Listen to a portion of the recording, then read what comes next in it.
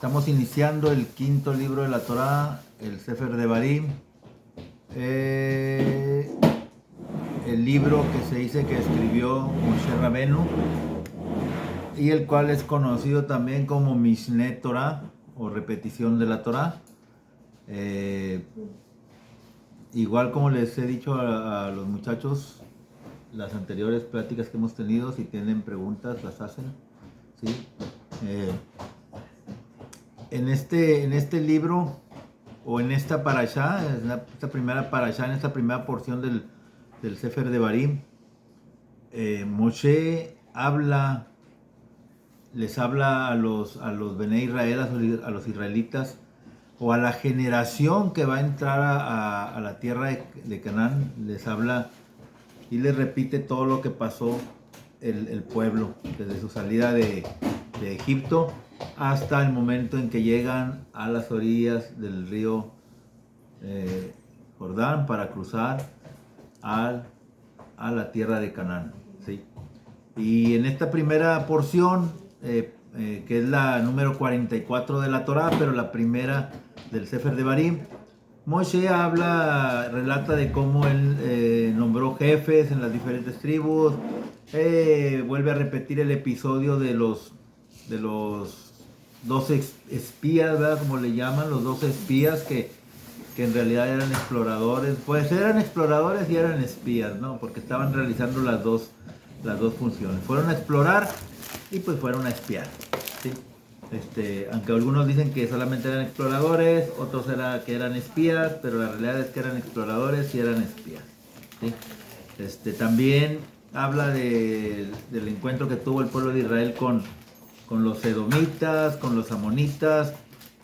Habla sobre la conquista de Sejón y Og y la asignación de tierras a las tribus de Reuben, de Gad y de Manashe. Que estas tribus, no quisieron entrar a la tierra de Canaán, porque pues como ellos prácticamente eran ganaderos, tenían mucho ganado, y estas tierras por donde iban a entrar, prácticamente pues eran tierras propicias para la ganadería, y ellos piden a Moshe que los deje ahí en esa, que les sea asignado esas tierras, ¿no? Para ellos aprovechar y criar su ganado. Entonces también, esto no tiene nada que ver con la parashá, pero ayer inició Tishe B'Av, termina ahorita Tishe B'Av, el día de Tishe B'Av termina ahorita en el 9 de Av, termina ahorita cuando hagamos Havdalah, e inicia inmediatamente para algunos, para aquellos que celebran todavía el ayuno de Tishe B'Av, ¿sí? Pero vamos a ver este comentario que se preparó sobre esta primera parashá, ¿no? ¿Por qué? Porque se llama Reprimendas y Respuestas. Lleva como título Reprimendas y Respuestas. Y en este discurso final, de Moshe, que Moshe hace a los israelitas, al pueblo de Israel, Moshe nos proporciona un modelo de reprensión eficaz, ¿sí? ¿Podemos llamarle la atención a otras personas? Sí, podemos llamarle la atención a otras personas. ¿Debemos llamarle la atención a nuestros hijos? Claro que sí debemos llamarle la atención a nuestros hijos. Y ahorita que están los nietos aquí con nosotros, ¿podemos llamarle nosotros la atención a nuestros nietos? Claro que sí podemos llamarle la atención a nuestros nietos, ¿sí? Y una cuestión, cuando usted o cuando nosotros le decimos a una persona, ¿puedo hablar contigo? ¿Puedo tener algunas palabras contigo? La otra persona inmediatamente como que empieza a poner un cerco entre tú y ella. Y las primeras palabras de este quinto libro de la Torá comienzan de una manera muy simple, ¿sí? Dice, estas son las palabras que habló Moshe a todo Israel. ¿Sí? Los rabinos, los grandes maestros del antiguo Midrash o del Midrash Sifre de Vadim, señalan que cada lugar en que la Tanaj, en que la Biblia hebrea usa el verbo daber, ¿sí? Hablar, indica dureza o reprensión. Cuando dice dabar, ¿sí? Implica dureza o reprensión, mientras que la palabra hebrea amar transmite un sentido de alabanza o de confianza, ¿sí? Y aquí se hace una pregunta: ¿por qué entonces Moshe habla, ¿sí? Habla a los Bene Israel, ¿sí? ¿Por qué les habló con dureza en la frontera antes de cruzar a la tierra prometida? ¿Sí? Son dos discursos, son dos preguntas que nos podemos hacer, y nosotros vemos que el discurso final para ellos, esa larga culminación de su larga, o la culminación, mejor dicho, la culminación de esa larga vida de servicio de Moshe hacia ellos y hacia el Eterno, consistió más que nada en una reprensión, ¿sí? de parte de Moshe hacia los israelitas, hacia los Bene Israel. ¿Por qué? Porque les recordó que estaban muy por debajo, ¿sí? Muy por debajo de los estándares sagrados incorporados en la tradición, en la Torah, ¿sí? Esos estándares que el Eterno quería que tuviera el pueblo de Israel. Y también cabe hacer otra pregunta acerca de esto. Cuando Moshe hizo esta reprensión,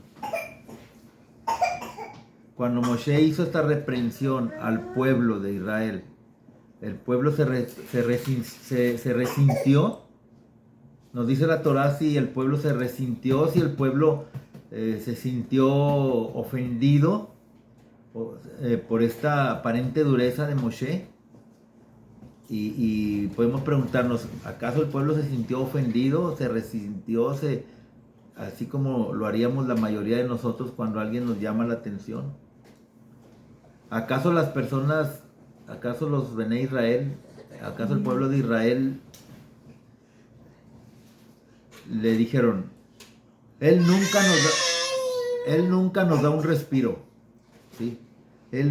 Moshe siempre nos está hostigando, Moshe siempre nos está arengando de que hay que ser así, hay que ser así, hay que ser así.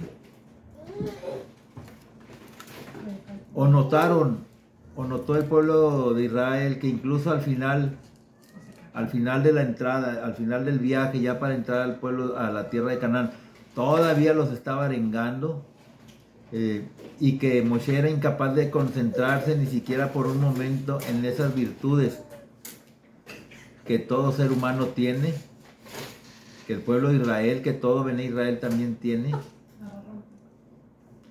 Aparentemente no. Aparentemente el pueblo de Israel no se resintió, no se sintió ofendido.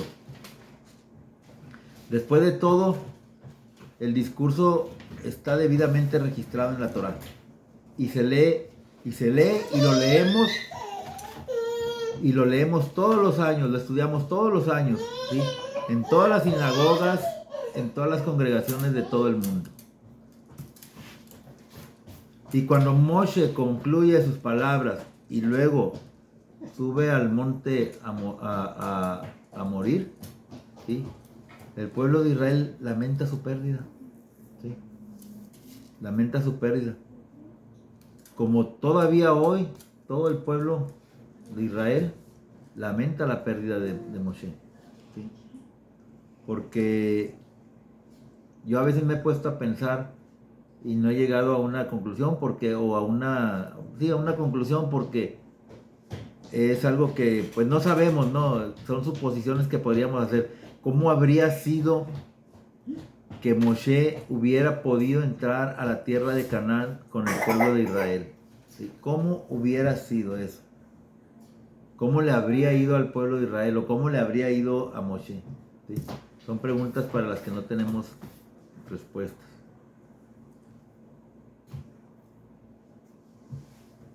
¿Se imaginan ustedes? Vamos a poner un ejemplo, ¿sí?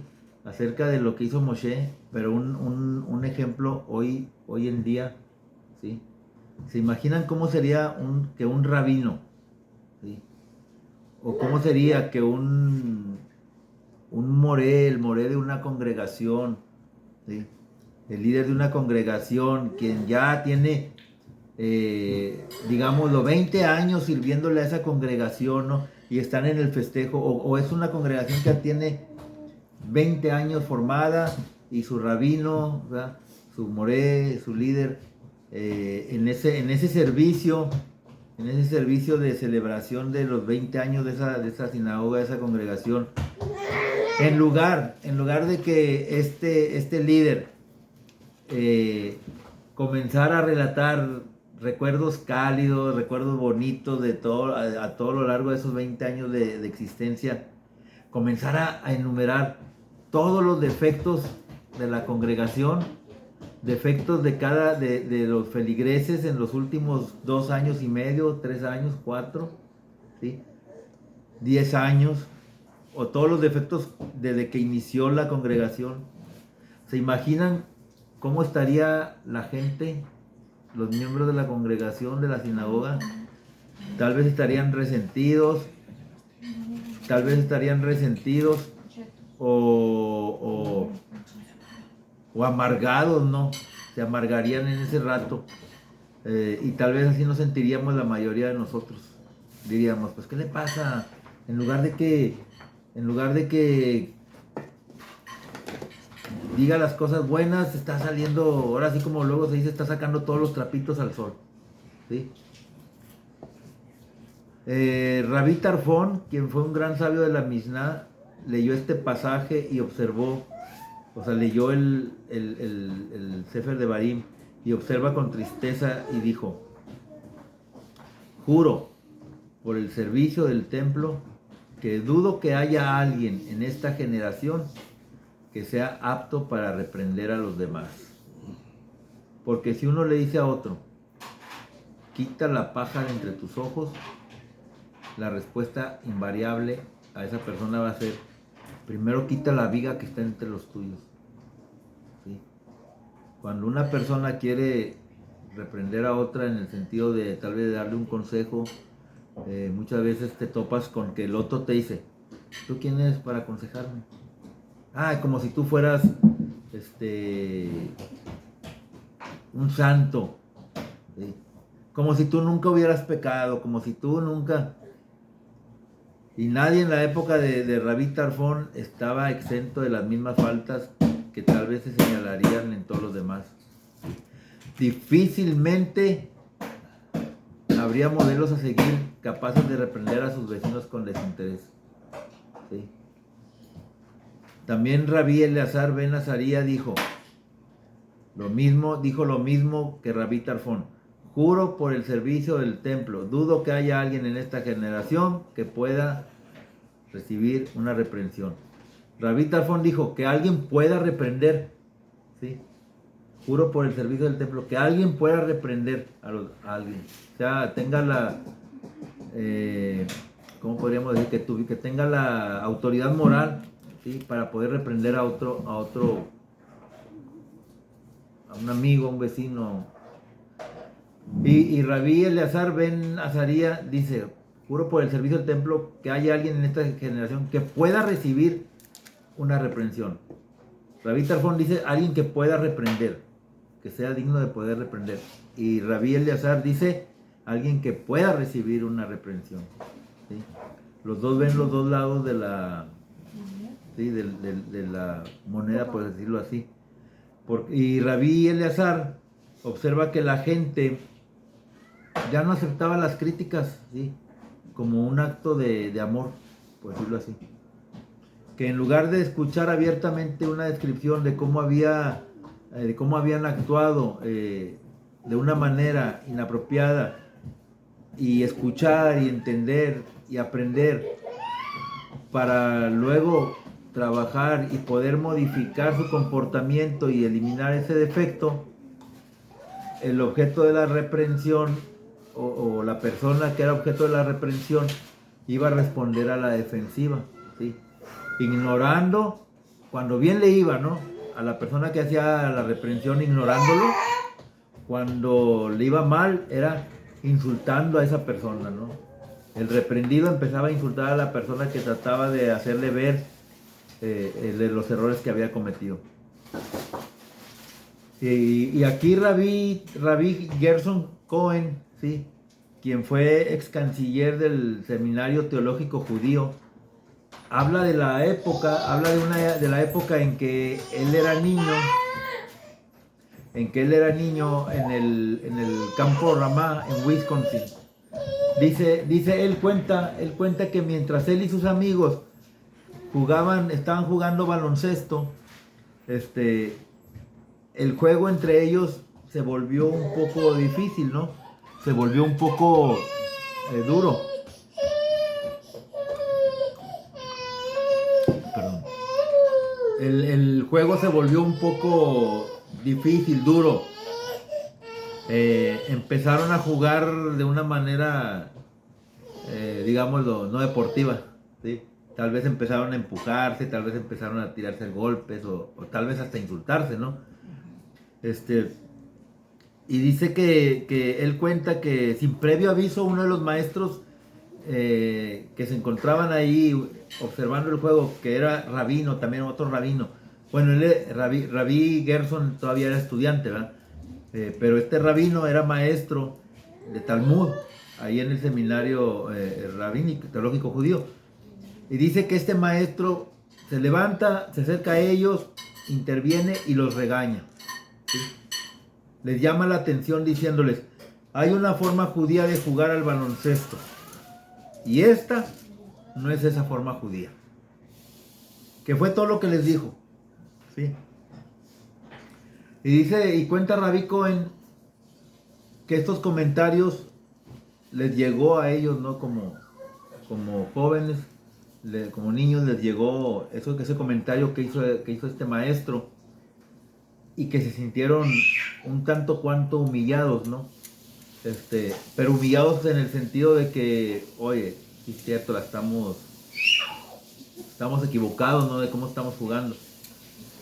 Pero sin embargo, cuenta Rabí Cohen que en lugar de ellos quejarse, ¿sí?, detuvieron el juego y comenzaron una discusión sobre cómo iban a tratar de jugar a partir de ese momento, ¿sí? Cómo iban a terminar el juego y cómo iban a jugar futuros juegos, ¿no? Y dice que alguien le platicó a él que este maestro, ya cuando estaba a punto de irse de ahí del campo, ¿va?, por sus ocupaciones, le dijo a otro maestro, le dijo: qué maravilloso, un grupo de niños capaces de recibir reprensión. Hoy en día, los jóvenes, y hablo de los jóvenes, de la mayor parte de los jóvenes en general, no les puedes hacer una reprensión, no les puedes llamar la atención, no les puedes incluso ni siquiera hacer una pequeña observación. ¿Por qué? Porque se ponen a la defensiva, porque dependiendo de cómo han sido educados, te responden mal. Cuando, como decía ahorita, cuando bien te va, mínimo te ignoran, ¿sí? Mínimo te ignoran. Pero si tú lo haces a alguien en la calle, tratar de hacerle ver a algún joven en la calle que está actuando mal, si bien te va, lo mínimo que hace es ignorarte, ¿sí? Y de esto tenemos mucha culpa nosotros los adultos, ¿sí? Los adultos tenemos la culpa.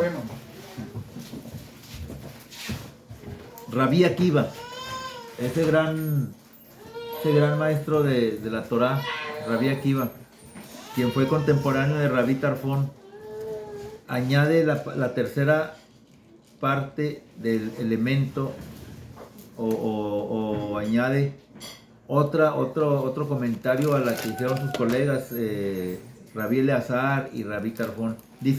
Él dice, juro por el servicio del templo, dudo que haya en esta generación que sepa reprender. Rabí Tarfón dijo, alguien que sea digno de reprender. Rabí Eleazar dijo, alguien que sepa recibir una reprensión. Y Rabí Akiva dijo, alguien que sepa reprender. ¿Sí? ¿Por qué? Porque señalar la falta o el error de alguien no debe ser motivo de insultos ni de sentimientos de superioridad. No, esto no debe de convertirse en una oportunidad para humillar o para regodearse, para sentirse, yo soy mejor que tú. Yo sí soy un sadik, yo sí soy un santo, yo sí sigo los mandamientos. ¿Sí? Está como aquel fariseo, ¿no? que se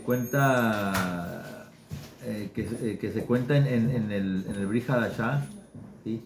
Que está parado en el templo orando y dice que él sí es un sadik, ¿verdad? No como este publicano que está a mi lado. ¿Sí? Eso es humillar a una persona. ¿Sí? En lugar de eso, una reprensión, si tiene la intención adecuada y se da o la damos, se puede convertir en un acto de afirmación y de amor hacia esa persona. ¿Sí? Una afirmación de que esa persona que está siendo reprendida, vale la pena el esfuerzo en primer lugar.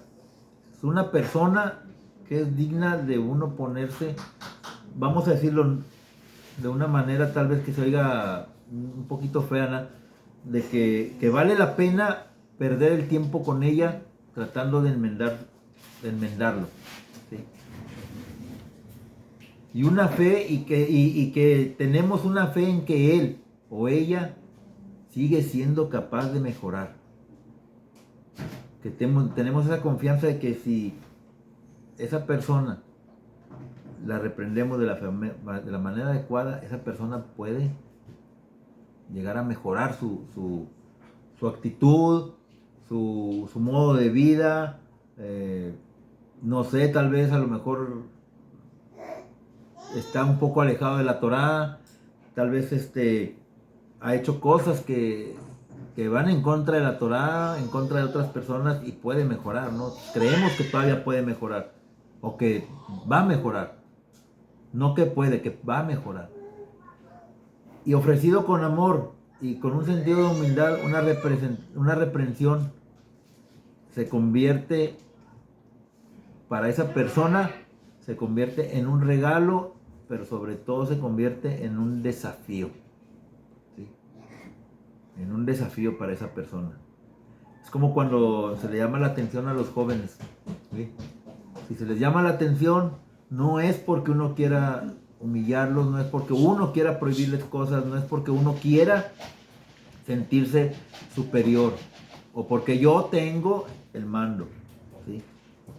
Es porque sabemos y creemos y entendemos que como jóvenes pueden llegar a hacer algo mejor. ¿Sí? Qué bueno que a mí me hubiera gustado entender todo esto cuando estaba más joven con mis hijos. ¿Sí? Y haberles enseñado otras cosas. ¿Sí? O haberles llamado la atención de otra manera. Y fíjense, todos aquellos que tenemos amigos, que tenemos colegas y que tenemos familiares que están dispuestos a señalarnos nuestros propios errores de juicio y de acción, muchas veces todos nos cegamos, ¿sí?, a nuestras propias faltas. ¿Sí? Y muchas veces aún a nuestros propios amigos, a nuestros propios colegas, a nuestros propios familiares, nos ponemos en un plan de tú quién eres para que me digas. ¿Sí? Y no queremos ver eso que nos están señalando ellos. Cada uno de nosotros depende del cuidado de los demás. Cada uno de nosotros depende del coraje de los demás para articular esa decepción que sintieron en nuestras acciones. ¿Sí? Esa decepción que ellos sintieron como requisito previo indispensable para la superación y el refinamiento de nosotros mismos. ¿Sí? Y muchas veces cuando nosotros reprendemos a otras personas u otras personas nos reprenden a nosotros, ¿sí? Tenemos que estar conscientes de que tal vez esa persona nos está reprendiendo porque él ya tuvo ese mismo problema y sabe de lo que está hablando. ¿Sí? Sabe de lo que está hablando. No podemos darnos el lujo, ¿sí?, de esperar a que el héroe perfecto y amoroso, ¿sí?, señale nuestros defectos. No va a llegar un ser perfecto, ¿sí?, como lo queremos ver nosotros, un ser perfecto a señalarnos nuestros errores. El ser, la persona que va a llegar a señalarte tus errores, esa es la persona perfecta en ese momento para señalarlos, ¿sí? En cambio, debemos de confiar en quienes nos rodean, en nuestros familiares, en nuestros amigos, en nuestros colegas, para que ellos actúen, ¿sí?, como nuestro sistema de alerta temprana, ¿sí?, para que ellos actúen como esa alerta temprana señalándonos ese fracaso moral y esa estupidez ética que estamos cometiendo antes de que sea demasiado tarde para que podamos hacer un ticún, podamos podamos corregirnos, ¿sí?, podamos arrepentirnos y podamos mejorar. Pero cuando estos colegas, estos familiares, estos amigos lo hagan, ¿sí?, lo hagan, debemos nosotros ser capaces ¿de qué? De escuchar realmente, meditar lo que nos están diciendo y tomar acción para corregirnos, ¿sí? Otros grandes maestros nos han enseñado que cuando reprendamos a una persona no debemos de humillarla, ¿sí? Y de ser posible hagámoslo en privado, no a la vista de todos los demás, ¿sí? ¿Por qué? Porque eso es, tal vez esta persona se sienta humillada y eso, como luego se dice, se le sube la sangre a la cara, ¿sí? Se avergüenza esa persona. Y hay que recordar que dice que uno de los mandamientos de la Torah es: no matarás. Y los sabios dicen que cuando uno humilla a una persona y esa persona, su cara se pone roja de la vergüenza, es como si nosotros hubiéramos derramado la sangre de esa persona. Es como si nosotros lo hubiéramos matado, ¿sí?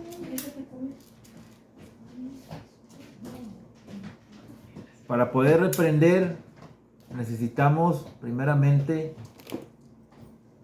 estudiar la Torah, estudiar los grandes maestros que nos enseñan lo que es correcto, ¿sí? Y basarnos en nuestras experiencias. Que el Eterno nos dé ese discernimiento, esa sabiduría para poder, vale la redundancia, para poder discernir cuando tengamos que reprender, ¿sí?, o hablar con un amigo, con un familiar, con un colega, y hacerle ver sus errores. Antes de eso debemos de hacer lo que dijo Mashiach, ¿sí? Hay que quitar la viga de nuestros ojos para poder ver la paja en el ojo ajeno. Que el Eterno los bendiga. Un rato más estaremos haciendo el servicio de Havdalah. Shavuot Tov para todos los que vayan a ver este video. Y bendiciones de parte de todo el grupo que estamos aquí. Shabbat Shalom, Shabbat Tov. Shabbat Shalom.